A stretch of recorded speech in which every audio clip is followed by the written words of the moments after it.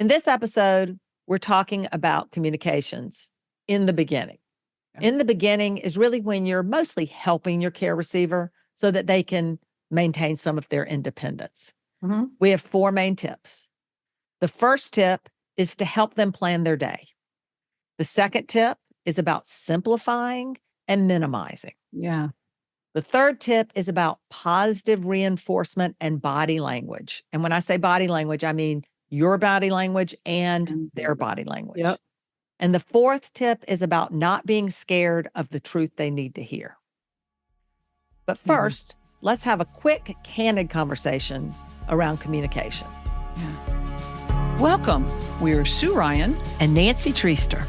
This podcast brings our years of experience in a variety of family caregiving roles to prepare you to navigate your caregiving journey.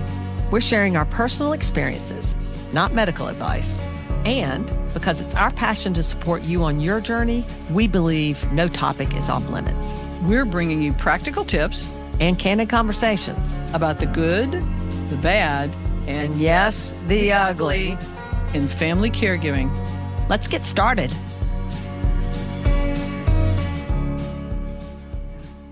Communication is about constant adjustment and observing. Observe and adjust, observe and adjust. And you're going to spend a lot of time understanding what they can, you're understanding what they can understand, but you're going to spend a lot of time trying to figure out what they can understand and then adjusting your communication level and style to help them, as we said, so they can maintain their independence. Yes. So let's start with the first tip. The first tip is about helping them plan their day.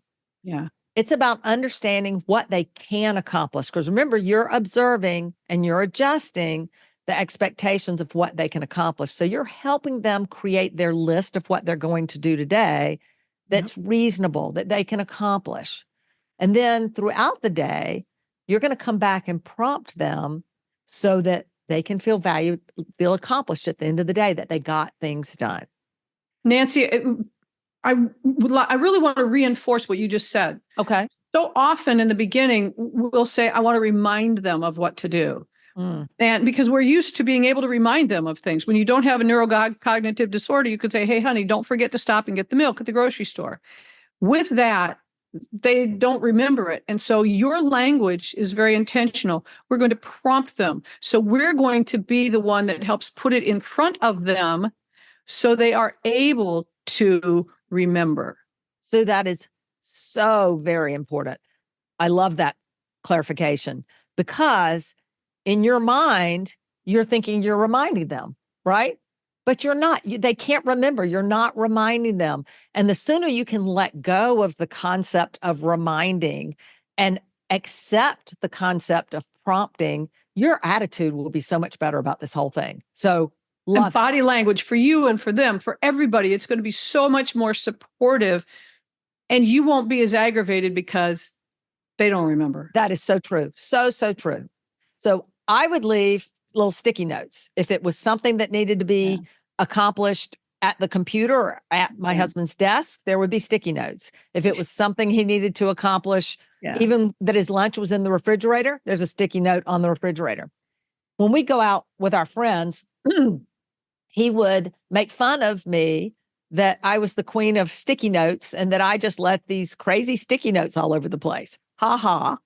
I was leaving them for him, but it did help. And at the end, he thought it was funny, but he felt valued at the end of the day and accomplished, which is really what at this point I was going for. And he kept his independence longer. Felt like he had it. Yeah. What I did with my husband, Jack, he was a list guy.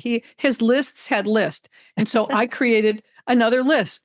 And every evening I would put together a list. And in the morning, we would go over the list. And I would have the list left out where he could see it. And all day long, we would have the list and we would refer to it throughout the day. And I would sometimes say, hey, because he could still read. And I would say, hey, honey, I don't remember what's next on our list. What have we got coming up? And it would remind him to go back and to look at that so that we could make sure that we were doing things, but it also helped him not to have to feel like he needed to remember. You know, it's interesting you mentioned about he could still read because there did come a time where I still left notes, even though my husband really couldn't read, because often I would get up before him and go on a run in the neighborhood. This is before I actually got a treadmill so that I didn't leave the house. There became a time where I wasn't comfortable leaving the house, so I had a treadmill. But I would go on a run. And so I literally would put by the coffee maker a picture of a stick person running because I thought he needs to know where I am. But he couldn't read. So that was the best I could. I thought, we're back to hieroglyphics. Things go back. What goes around comes around. But it worked. It's adaptation. And as over time, these things are going to shift and change. And yet it still supports it. He was used to looking at the sticky note. Now he just saw something differently. Yes. And it really helps us with tip 2, right? Tip 2 is about simplify and minimize. Yeah. So it's an example of simplifying. And simplifying is also adjusting and observing. Observe and adjust. And the same thing about simplification. What you can give them instructions on to do one day will quickly not be the level of instruction they can absorb a week later or 2 weeks later. You can give instruction. Let's say at the beginning, I could tell my husband before we needed to leave the house to go out to lunch, for example, I'd say, can you go get your shower now so that we're ready to go out so we can leave and go out to lunch. Now, you have to give them an entirely inordinate amount of extra time to get the things done, but he could go in, get a shower, come back out dressed, and everything was fine until he can't, until getting a shower and all the things that go with that are just too much. So eventually it's go into the bathroom and say, why don't you take your shower now? We're getting ready to get ready to go out to lunch. And then it's waiting around, maybe inconspicuously until the shower's done to say, oh, what are you going to wear? And you walk with them to their closet to pick out their clothes because they don't realize that's the next thing they have to do, and so on. I know you have good examples of this too as well, Sue. Well, it's just, to your point, it's just adapting. And it's thinking like, okay, in the beginning, you could say, go take a shower. And then some of the things that I would do is I would then write down, okay, what is every step of taking a shower? Well, I automatically, if I'm like, okay, I've got to go take a shower, I just unconsciously run through all the things that I need to do and putting the clothes out and all of those things. I literally would sit and write down each step of it. And I got in the routine for myself of figuring out, okay, what does he have? If there are 7 things associated with it or 15 things associated, what could he possibly remember in the very beginning? How do I prompt him? And what does he have the capacity to remember? And then how do I support him with the next step? Those things. And again, those kind of things are going to be shifting over and over. Right. And we're going to talk in another podcast around bathing and all the steps, how that progresses or digresses, if you will, through the process. But all of these things, grooming, bathing, putting on their clothes, observe what they can do. Don't be shocked when they can't do it at that level of detail the next time. And you have to slowly insert yourself into all these processes. And the level of insertion you have is going to grow, It is. But again, it's always toward their independence and dignity. I'll share one other quick example. When we would go out to eat with friends, in the beginning, when you're just going out to dinner with friends, you don't think about, well, what are we going to have? You may remember a meal you'd liked before. As their world gets smaller, it's harder for them to concentrate on multiple things. So even if they could still read the menu, they've got other people talking and things like that that could be distracting for them. If we were going to be going to a restaurant, I would pull up the menu online and I would say, hey, honey, I want to just kind of look and see. I know they've made some changes to their menu. We would walk through the menu and pre-decide what it was we thought we wanted to get. Then when we got to the restaurant, I would say, oh, honey, I'm so excited about having such and such that we talked about earlier that just sounded so good when we looked at the menu. And so it would be a little prompter for him of that. And then when the server came and they asked women first, I would say, this is what I'm going to have. And say, and honey, I'm so excited. Do you still want to have that, whatever it was? So they didn't have to do that. And then the server also didn't recognize there was anything wrong. And we've got another tip for that farther along. I love that, Sue. I would do something similar, but more when we were at the restaurant. My husband would hold his menu and then look at me like, what are we doing here? And what am I going to do? And I would always pick two things that I thought he might want to choose between. And I'd give him two choices and say, oh, they have filet mignon and they have grilled chicken. Do either one of those sound good to you? Yeah. He would say, I'd like a steak or filet mignon, and all would be good. But no discussion about it. It was really, like you said, to maintain his dignity and his independence so that he could still go out to dinner and feel good about himself. But at the same time, when the waiter would come, because they, thank goodness, do ask the woman first, they would ask me, I would say, I'm going to have this. And I think, you're going to have the filet mignon, right? And that would be the end of it. So it is about, that's part of the minimize. When we say simplify and minimize, that's part of the minimize umbrella, if you will. Meals at restaurants, also meals at home. When I say minimize, I also mean minimize disruptions. So I found when we did meals at home, I needed to mute the TV. I needed to get everything set up on the table before I call my husband to come sit at the table. Because if I had to get up and go get the butter or the salt, as soon as I stood up, he'd stand up. I've lost him. And now 15, 20 minutes later to get him back to the table because he would wander around. It was just, a whole ordeal. So minimize distractions and be as upfront prepared as possible was a huge part of how we got through that early on communication and supporting him so that he could maintain his independence.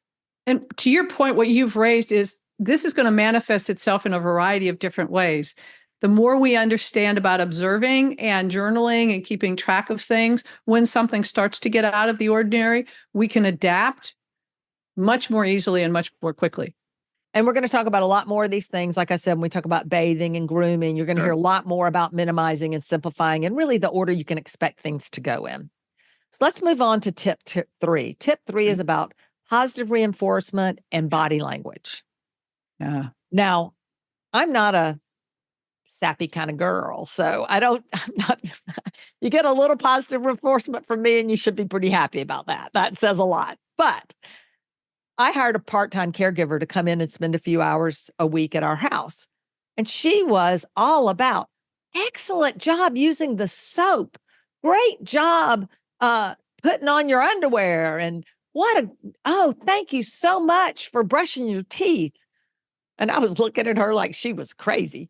But then to see how well my husband responded to all of that positive reinforcement, I changed my whole demeanor. You wouldn't have recognized me. You still wouldn't recognize me because I still do it today.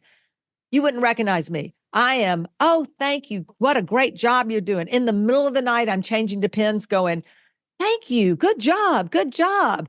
I mean, it changed so much our communication.